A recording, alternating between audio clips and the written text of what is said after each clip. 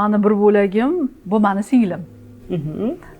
Kichkina kenja singlim, o'zi bitta dona singlim bor, bir dona ukam bor.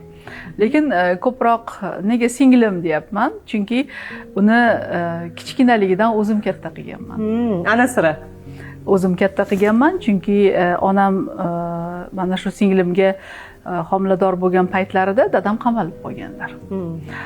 Qamalib qolganlarida uzoq muddat berishgan o'sha paytda va singlim o'sha dadam qamalgandan keyin 3 oydan keyin tug'ilgan. Vaholanki oilada yagona boquvchi onam bo'lganlar. Ishga chiqib ketishlari kerak bo'lgan. O'sha paytda mana tug'ruqdan keyin o'sha 54 kun menimcha dam olish kuni berardida, keyin sani chaqalog'ing bilan hech kimni ishi yo'q, sen ishga chiqishing kerak, pul topishing kerak, ro'zg'or tebratish kerak. Va mana shunda singlimni menga qoldirib, onam ishga chiqib ketganlar. Necha yosh bo'lgansiz o'shanda? Men demak singlim bilan oramiz 9 yil. 9 yosh bo'lgansiz. Hali kichkina bo'lgan ekansiz. 9 yosh bo'lganman. O'sha kashasini pishirib, beshikka belab, ovqatini berib, o'ynatib, uxlatib katta qilganman qo'limdan kelgancha.